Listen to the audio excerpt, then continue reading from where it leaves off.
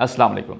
हर साहिब निसाब शख्स पर ज़कात लाजिम है और साहिब निसाब उसे कहते हैं जिसके पास 7.5 तोले सोना या 52.5 तोले चांदी या इनमें से किसी एक की मालियत के बराबर रुपए उसकी बुनियादी ज़रूरियात से ज़्यादा मौजूद हों, उसको साहिब निसाब कहते हैं।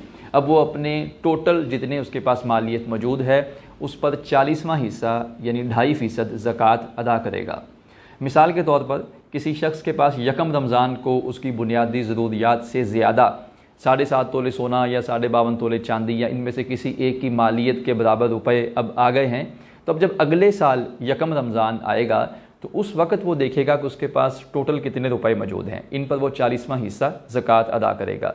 यहाँ एक पॉइंट ये है कि जब वो हिसाब करेगा, अगर उससे 1 महीना पहले या 1 दिन पहले भी उसको कोई प्रॉफिट ऐड हुआ होगा तो वो उस पर भी ज़कात देगा कि जिस दिन हिसाब करना है उस दिन उसके पास जितने मौजूद हैं उन टोटल पर उसने 40वां हिस्सा ज़कात अदा करनी है। ज़कात अदा करने के लिए वो इन 3 किस्म की रकमों को अगर जमा करे तो बड़ी आसानी से वो हिसाब कर सकता है।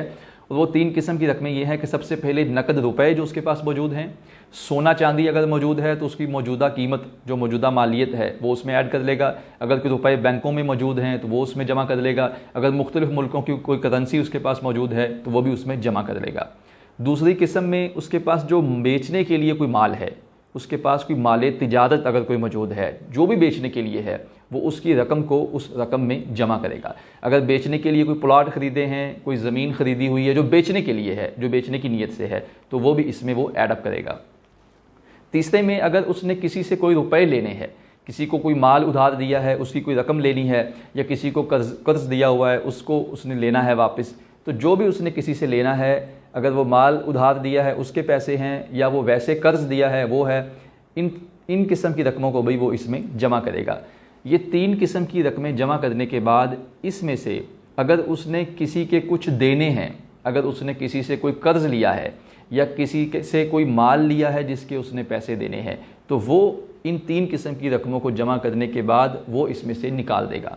अब मिसाल के तौर पर अगर पहले 3 किस्म की रकमें जमा करने पर 20 लाख बनता है और जो उसने देनी है किसी की वो उसमें से 5 लाख बनता है, तो 20 लाख में से 5 लाख निकाल देगा। जो पीछे 15 लाख बचेगा उस पर वो 37,500 यानी 40वां हिस्सा बतौर ज़कात अदा करेगा।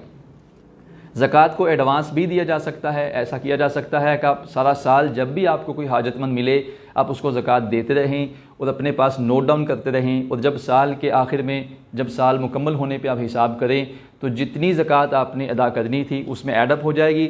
अगर आपने ज़्यादा दे चुके हैं तो वो अगले साल में ऐड हो जाएगी, अगर आपने कम दी है तो आप उसको जो बकिया है उसको अदा कर देंगे। अल्लाह ताला से दुआ है कि हमें ज़कात अदा करने की तौफीक अता फरमाए। आमीन।